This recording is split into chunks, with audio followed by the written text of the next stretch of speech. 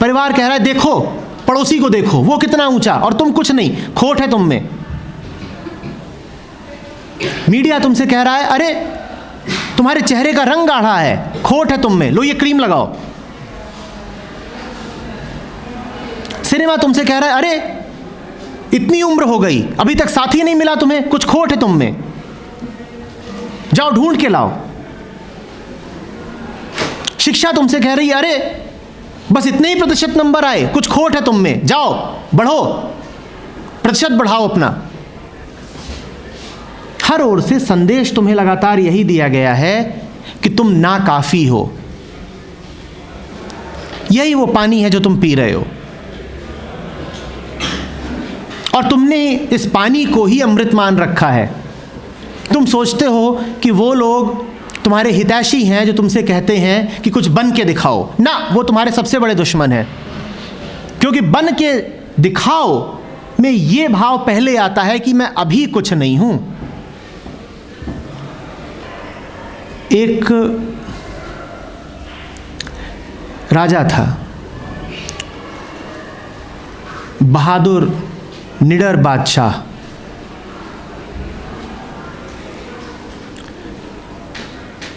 मस्त रहता था अपने आप में, खूब उसके यार दोस्त, सबसे उसका प्रेम। अड़ोसी पड़ोसी राज्य उससे जलते थे। अक्सर जो लोग मस्त रहते हैं उनसे जलने वाले बहुत पैदा हो जाते हैं, क्योंकि चाहते वो भी यही हैं कि हम भी काश ऐसा मस्त रह पाते, पर वो मस्ती उनको उपलब्ध नहीं होती तो जलन का रूप ले लेती है। तो जलने वाले पैदा हो गए। उन्होंने बड़ी कोशिश की कि इसको हरा दें, इसका राज्य हड़प लें, इसकी मौज पे कोई फर्क आ जाए, पर वो उसका कुछ बिगाड़ नहीं पाए। अक्सर तो लड़ाइयों में हारता ही नहीं, और जब कभी हार भी जाता तो ये पाया जाता कि इसकी मौज पर तो अभी भी कोई अंतर नहीं पड़ा है। ये हार गया, इसके राज्य का नुकसान हो गया, इसकी सेना का नुकसान हो गया, रुपए पैसे का नुकसान हो गया, पर फिर भी इसकी मौज पे कोई अंतर नहीं पड़ा है। तो लोग बड़े परेशान कि कुछ भी हम कर ले रहे हैं, ये मस्ती है। तो उन्होंने एक आखिरी चाल चली। उन्होंने एक जादूगर को बुलाया और जादूगर से कहा कि चलो कुछ करो। जादू करने का बड़ा आसान है, ये पानी है, ये उसको पिला दीजिएगा।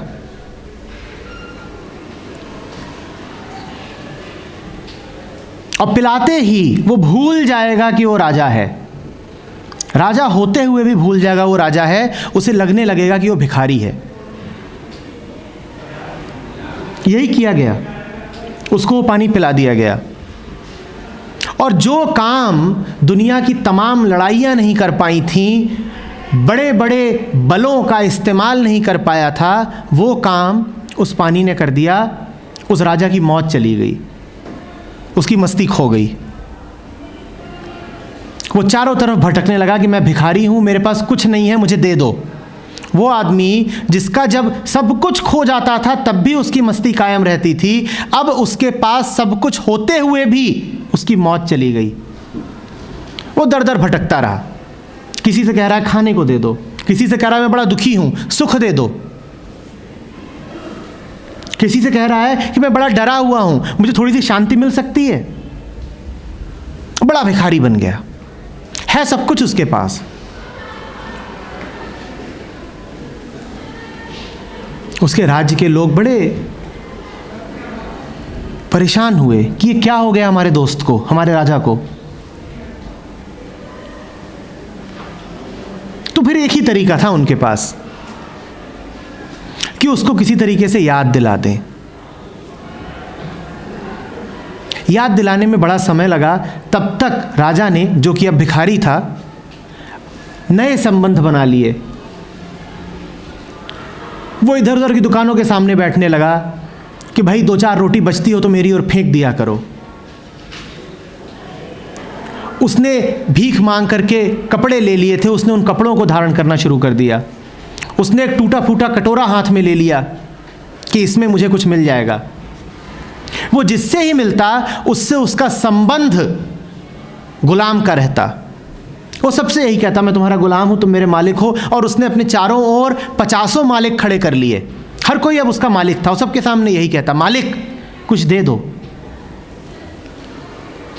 मालिक कुछ दे दो।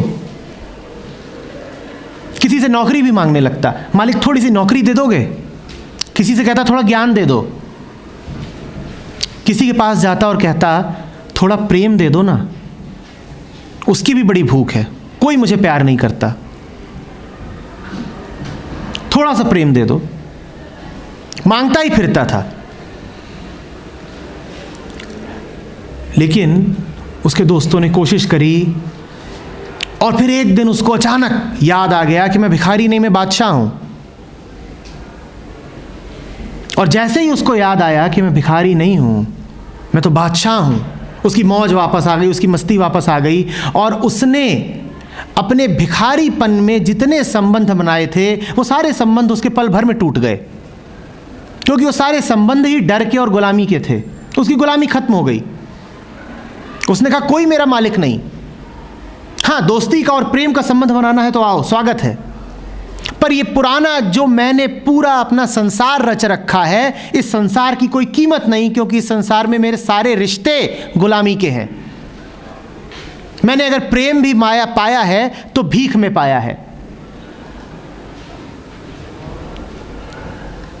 मौज में नहीं पाया अपनी।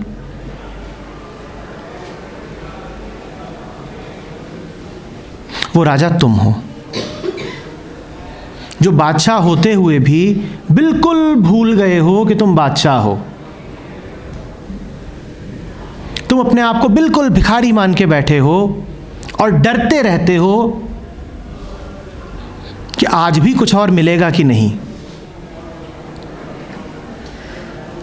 डर, भिखारी सदा डरा रहेगा, क्योंकि उसके इतने मालिक हैं ना, और उसके भीतर हमेशा अपूर्णता का भाव है कि मेरे हाथ खाली हैं,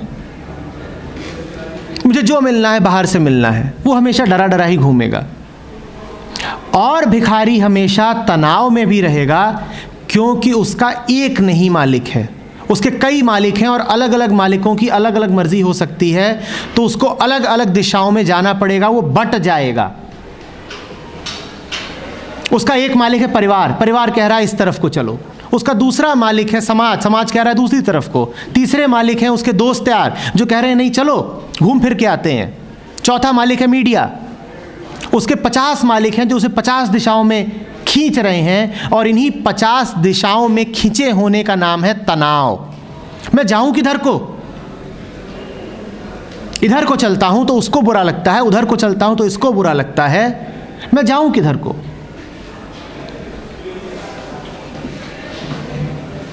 डर और तनाव दोनों स्पष्ट हो रहे हैं।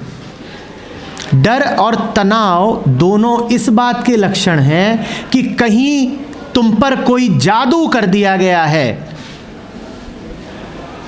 तुम्हारे भीतर यह बात भर दी गई है कि तुम भिखारी हो।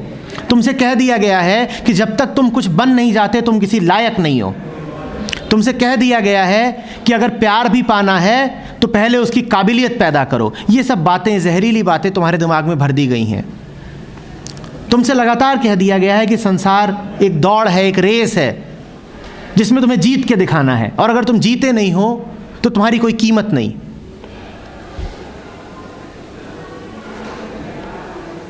तुमसे कहा गया है तुम खाली हाथ हो, जाओ लूटो, पाओ, अर्जित करो। यही तो है ना भिखारी होना, और क्या है? यही जादू कर दिया गया है तुम्हारे साथ, यही पानी पिला दिया गया है तुमको,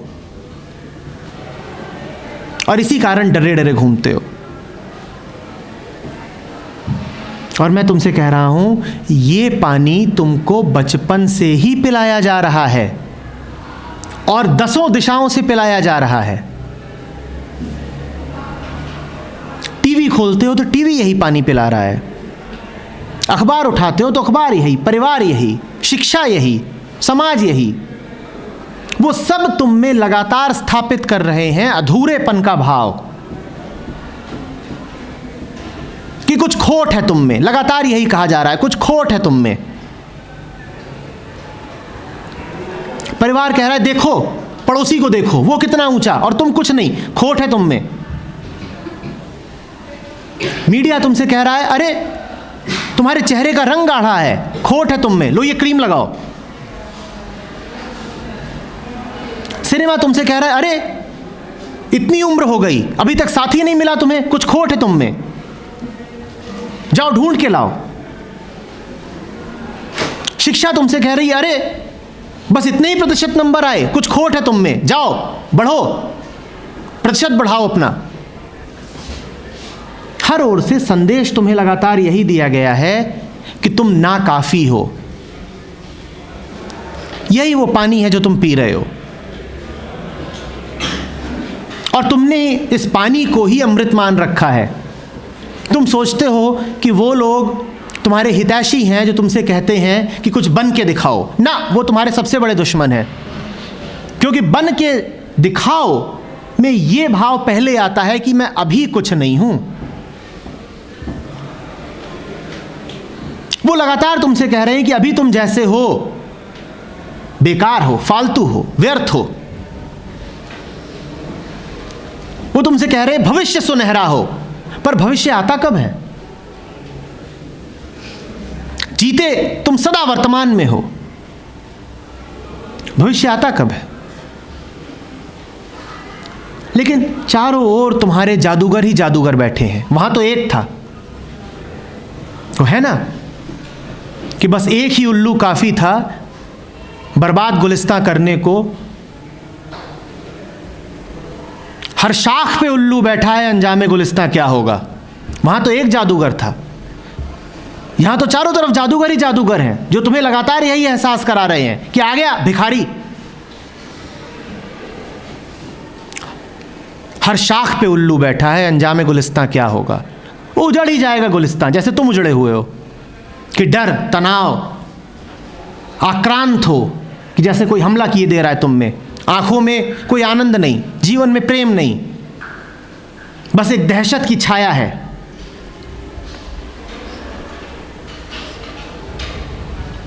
दो शब्द तुमसे उठ के बोले नहीं जाते, एक एक कदम तुम उठाते हुए सहमा हुआ। क्या जीवन ऐसा ही नहीं है? मन में हमेशा विचार यही चलता रहता है कि मेरा कुछ बिगड़ सकता है, इस कारण फिर तुम गणित बिठाते हो, तिकड़मे लगाते हो, चतुराई दिखाते हो। ये सब भिखारी होने के लक्षण हैं, चालबाजियां कि मेरा कुछ बिगड़ जाएगा, उसमें कोई कमी है, कोई दिक्कत है। फिर तुम बड़ी चालें चलते हो, तरकीबें लगाते हो।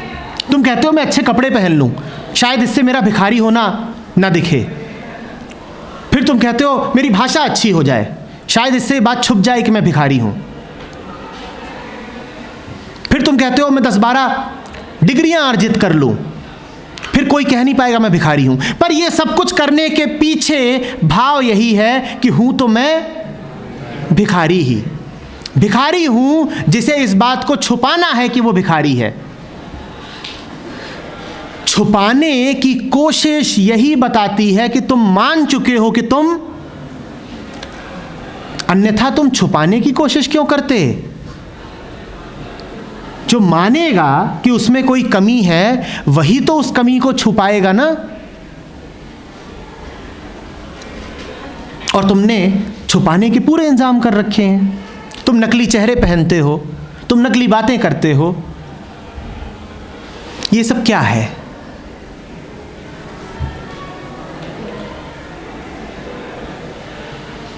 डर और तनाव मूलतः इसी भाव से निकलते हैं कि मेरा कुछ छिन सकता है। तुम कुछ कर लो, न डर से मुक्ति पाओगे न तनाव से मुक्ति पाओगे जब तक तुमने ये धारणा बांध रखी है कि मेरा कुछ छिन सकता है, या कि मुझे बाहर से कुछ मिल सकता है। दोनों एक ही बातें हैं।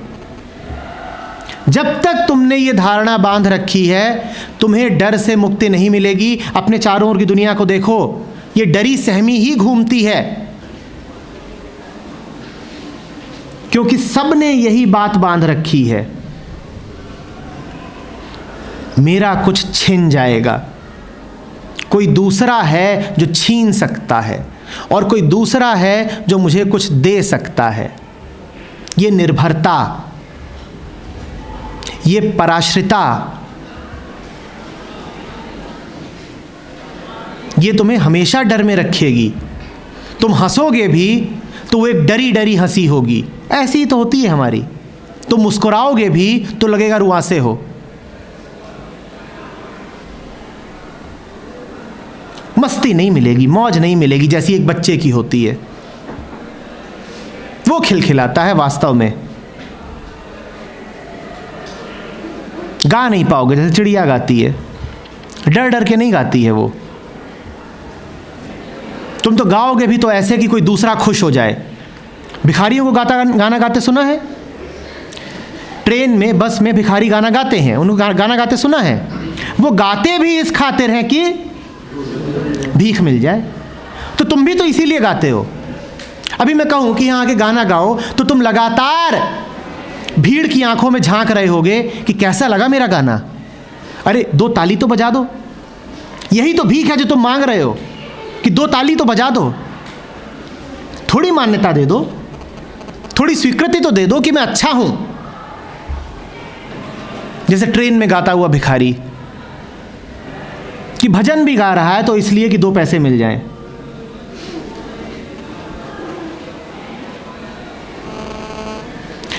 जो करो मौज में करो। सदा अपने आप को यही बताओ, मेरा कुछ बिगड़ नहीं सकता। मैं लाख गिरूं तो मेरा कुछ नहीं बिगड़ सकता। लाख असफलताएं मिले तो भी मैं पूरा हूं। मेरी कोशिशें लाख व्यर्थ गईं तो भी मैं छोटा नहीं हो गया।